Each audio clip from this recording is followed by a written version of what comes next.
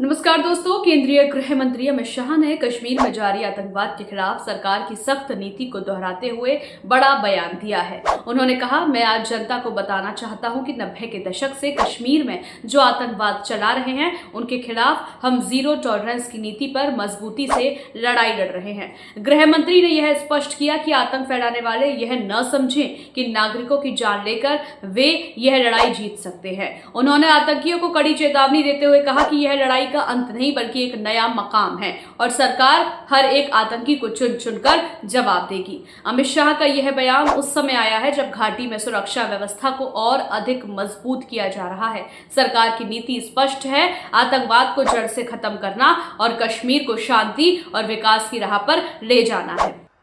मेरे साथ बोलिए, भारत माता की। क्यों भाई, बोडोलैंड तक आवाज जानी चाहिए। जरा दोनों हाथ उठाकर बोलिए, भारत माता की। मंच पर उपस्थित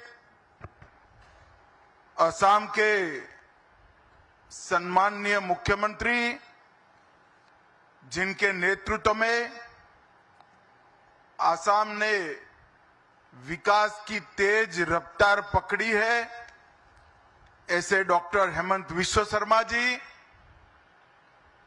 दिल्ली की लोकप्रिय मुख्यमंत्री बहन रेखा गुप्ता जी, भारत सरकार में मेरे साथी मंत्री श्री पवित्रा मार्गरेटा जी, संसद में मेरी साथी बांसुरी स्वराज जी, श्रीमान ब्रह्मा जी, मंत्री असम सरकार, ये रोड और प्रतिमा के लिए जिसका सबसे बड़ा योगदान है, ऐसे मेरे मित्र और बोडोलैंड के सीएम प्रमोद बोरो जी, दिल्ली के महापौर राजा इकबाल सिंह जी, मंच पर उपस्थित सभी महानुभाव,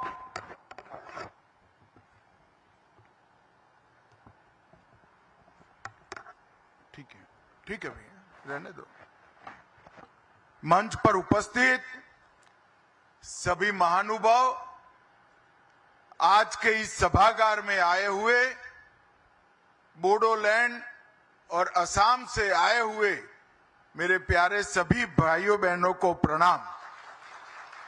और सबसे बड़ा सामने स्क्रीन पर दिखाई पड़ता है, असम और बोडोलैंड में हजारों हजार की संख्या में बोडोफा के सभी मानने वाले भाइयों को मेरा प्रणाम, नमस्कार। आज अपनी जाति के लिए, अपने क्षेत्र के लिए सम्मान और अधिकार की लड़ाई पूरा जीवन लड़ने वाले बोडोफा उपेंद्रनाथ ब्रह्मा की 35वीं पुण्यतिथि, और मेरा सौभाग्य है कि उसी दिन दिल्ली के दिल जैसी कैलाश कॉलोनी में, जो दिल्ली का सबसे बड़ा संभ्रांत क्षेत्र है, वहां पर बोडोफा की आदमकद प्रतिमा और एक बहुत बड़े राजमार्ग का नाम बोडोफा के नाम पर देने के लिए मैं आ गया। दिल्ली में लगी ये प्रतिमा सिर्फ बोडोलैंड के लिए महत्वपूर्ण नहीं है, मेरे बोडो भाइयों बहनों के लिए महत्वपूर्ण नहीं है। पूरे देश भर में छोटी छोटी जो जनजातियां हैं, जो आजादी के कई सालों तक सम्मान की खोज में संघर्ष करती रही, अपनी भाषा के लिए, अपने धर्म के लिए, अपने जाति के लोगों के उत्कर्ष और विकास के लिए,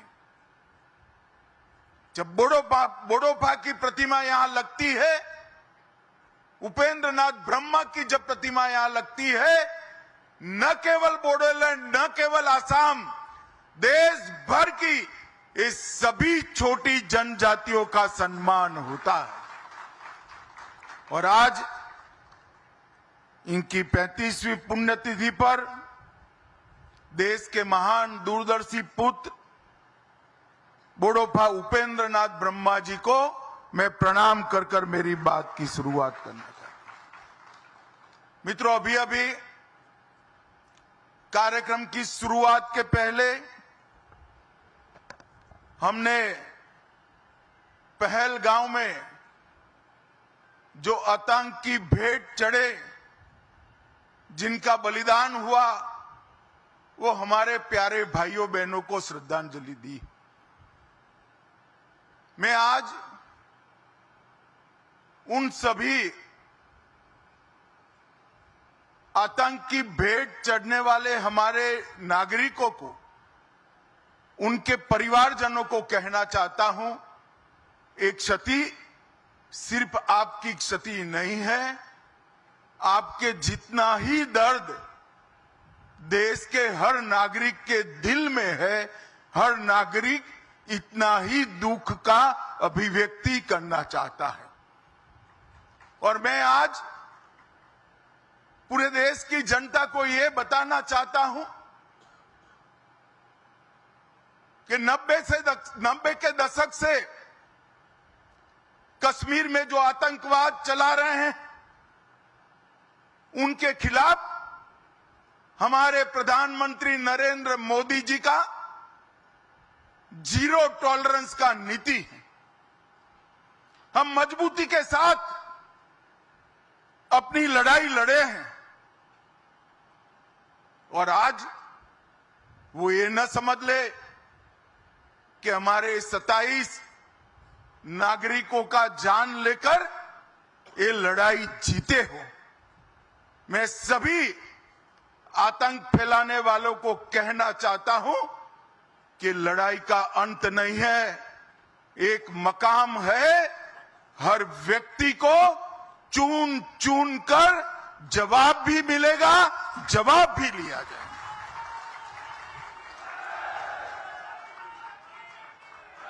नरेंद्र मोदी जी के नेतृत्व में चाहे उत्तर पूर्व हो, चाहे वामपंथी उग्रवाद का क्षेत्र हो, चाहे कश्मीर पर पड़ी आतंकवाद की छाया हो, हर चीज का मजबूती के साथ हमने जवाब दिया है। और अगर कोई एक कायराना हमला कर कर ये समझता है कि हमारी बड़ी जीत है, तो एक बात मन से समझ लीजिए, ये नरेंद्र मोदी सरकार है, किसी को बख्शा नहीं जाएगा, किसी को बख्शा नहीं जाएगा। इस देश की इंच इंच भूमि पर से आतंकवाद को मूल समेत उखाड़ने का हमारा संकल्प है और वो सिद्ध होकर रहेगा। और इस लड़ाई में न केवल 140 करोड़ भारतीय,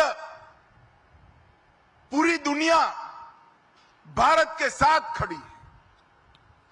लामबंद होकर सभी दुनिया के देश एक मुश्त होकर आतंकवाद के खिलाफ ये लड़ाई में भारत की जनता के साथ खड़े हैं। और मैं फिर से संकल्प दोहराना चाहता हूं, जब तक आतंकवाद समाप्त नहीं होगा, हमारी लड़ाई चालू रहेगी। और जिन लोगों ने एक कृत्य किया है, उसका उचित दंड उनको निश्चित रूप से दिया जाएगा। भाइयों बहनों, आज बोडोफा उपेंद्र नाथ ब्रह्मा की 9 फुट ऊंची प्रतिमा का यहां अनावरण किया गया।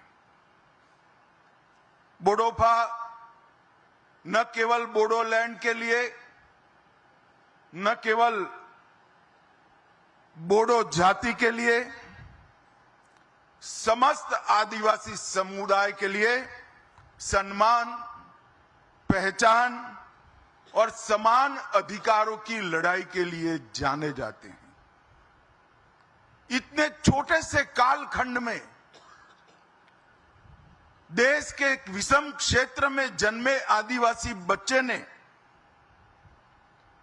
पूरे जनजातीय समाज को एकजुट कर अपने अधिकार से के लिए शांतिपूर्ण मार्ग पर लड़ने की शिक्षा दी। हम बोडो है, इसका हमें गर्व है और इस सूत्र को लेकर बोडोफा ने दारुण गरीबी में जीने वाले सभी जनजाति के लोगों को एकत्रित किया और संघर्ष करने की शुरुआत की।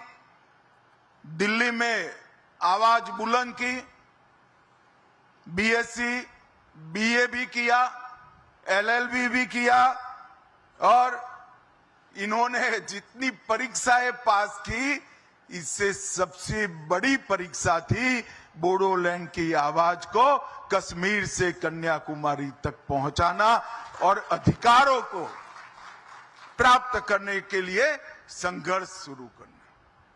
मगर आज बोडोफा नहीं है, जियो और जीने दो का उनका सूत्र पूरे बोडोलैंड, पूरे आदिवासी समाज ने स्वीकारा है और आज अगर बोडोफा होते तो उनको देखकर बड़ा आनंद आता।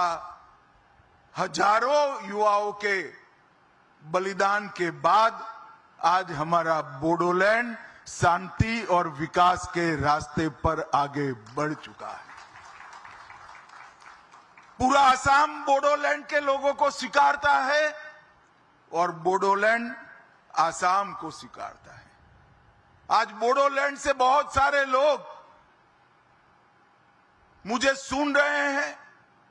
मैं सभी को कहना चाहता हूं कि जरा सी भी इंफीरियरिटी कॉम्प्लेक्स आपके अंदर ना लाइएगा। इस देश पर आपका इतना ही अधिकार है जितना मेरा है। अब बोडोलैंड के युवा अपने अधिकार के लिए लड़ने की जरूरत नहीं है। 2014 से एक ऐसे व्यक्ति का शासन इस देश में है, ऐसी पार्टी का शासन इस देश में है जो मानते हैं कि भारत पर सबका अधिकार है और सब पर भारत का अधिकार है। और इसी सूत्र के तहत आज बोडोलैंड विकास के रास्ते पर आगे बढ़ा है। मैं 2019 में गृह मंत्री बना। प्रधानमंत्री जी ने नॉर्थ ईस्ट की समस्याओं को कंसंट्रेट करने का कहा। बोडोलैंड के लोगों के साथ चर्चा हुई। प्रमोद जी यहां बैठे हैं। 9 महीने की विशद चर्चा के बाद 2020 में बोडो एग्रीमेंट हुआ और सभी लोग हथियार डालकर आज मेन स्ट्रीम में शामिल हो चुके हैं। मगर देश भर के जनजाति समाज को मैं कहना चाहता हूं, भारतीय जनता पार्टी की जो सरकार है वो जो समझौते करती है इसका पालन भी करती है। भूतकाल में कई ऐसे समझौते हुए जिसका पालन भी आज हम कर रहे हैं। उन्होंने नहीं किया अपने समय में, मगर मैं बोडो वासियों को बताना चाहता हूं, बोडोलैंड वासियों को बताना चाहता हूं कि आपसे जो समझौता हुआ उसके 96% मुद्दे हमने क्लियर कर दिए हैं। और हेमंत जी यहां बैठे हैं। हेमंत जी आज निर्णय कर जाइए कि असम में चुनाव के पहले 100% मुद्दों को हम क्लियर कर देंगे। ये नरेंद्र मोदी सरकार का, ये भारतीय जनता पार्टी की सरकार का एक बहुत बड़ा भेंट है असम के लोगों को, नॉर्थ ईस्ट के लोगों को। हमने 20 से ज्यादा समझौते किए हैं नॉर्थ ईस्ट में हमारे कॉल पर 10,000 से ज्यादा लोग हथियार छोड़कर मेन स्ट्रीम में आए हैं और ये 20 से ज्यादा समझौतों की एवरेज निकाले तो 78% बातों की पूर्ति ये 3-4 साल में भारतीय जनता पार्टी की मोदी सरकार ने कर दी। यही बताता है कि हम जो कहते हैं वो करते हैं और आज पूरा असम शांति के रास्ते पर आगे बढ़ चुका है। और मैं बोडोलैंड की एक विराट रैली में लाखों लोग थे, बहुत बड़ी रैली हुई थी। वो रैली में कहकर आया था कि हम मई एंड के पहले बोडोपा की प्रतिमा भी लगाएंगे और उनके नाम पर रास्ते का नामाभिधान भी करेंगे। और आज 1 मई को उनकी पुण्यतिथि के दिन, अभी मई समाप्त भी नहीं हुआ है और ये वादा हमारा आज पूरा हो चुका है। जिस दिल्ली के बोट क्लब पर बोडोपा ने बहुत बड़ी रैली कर बोडोलैंड के मुद्दों से पूरे देश को झकझोरने का काम किया था। 1987 की ऐतिहासिक जज फील्ड रैली और जिला स्तरीय सामूहिक रैलियों के माध्यम से जो जागृति लाई, आज वो उसका उद्देश्य पार कर चुकी है। बोडोपा के विचार, उनके लक्ष्यों की प्राप्ति के लिए अब बोडो युवाओं को संघर्ष करने की जरूरत नहीं है, मगर फिर भी आज मैं बोडोलैंड के युवाओं का आह्वान करना चाहता हूं कि आप सब जियो और जीने दो के सूत्र को, बाथो धर्म की, ब्रह्म धर्म की मूल कल्पना को आगे बढ़ाइए और आसाम के विकास के लिए अपना योगदान दीजिए। आज आसाम पूरे देश भर में औद्योगिक निवेश के लिए एक प्रकार से आकर्षक केंद्र बना है। जिस आसाम से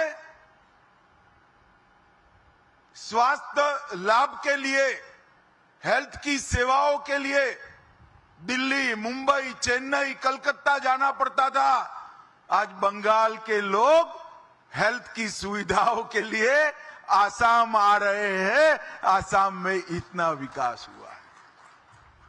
ढेर सारी इंडस्ट्रीज आसाम के अंदर विकसित हो रही और ये विकास का संदेश न केवल आसाम, पूरे नॉर्थ ईस्ट के अंदर जा रहा है। आज मैं नॉर्थ ईस्ट के लोगों को भी कहना चाहता हूं, हमारे नॉर्थ ईस्ट में 220 से अधिक जातीय समूह हैं, 160 से ज्यादा जनजातियां हैं, 200 से ज्यादा भाषाएं और बोलियां हैं, 50 से ज्यादा यूनिक त्योहार है, 30 से ज्यादा पारंपरिक नृत्य की शैलियां हैं और 100 से ज्यादा स्वादिष्ट व्यंजन भी वहां बने हैं और 70 से ज्यादा हैंडीक्राफ्ट भी है। और आसाम और नॉर्थ ईस्ट का साहित्य जिनको परिचय है, वो सभी लोग मानते हैं कि नॉर्थ ईस्ट की संस्कृति, आसाम की संस्कृति सिर्फ नॉर्थ ईस्ट और आसाम के लिए महत्वपूर्ण नहीं है, भारत की संस्कृति का सबसे अनमोल गहना हमारी नॉर्थ ईस्ट की ट्राइबल संस्कृति है। और इसको आज बाथो बोराई के आशीर्वाद से देश भर में हम प्रसारित और प्रचारित करने का काम कर रहे हैं। 2020 के बोडो समझौते के बाद 21 में कार्बी समझौता हुआ, 22 में आदिवासी समूहों का समझौता हुआ, 22 में मेघालय असम अंतर्राज्यीय सीमा समझौता हुआ, 23 में असम अरुणाचल समझौता हुआ, 23 में असम डीएनएलए समझौता हुआ और 23 में उल्फा समझौता हुआ।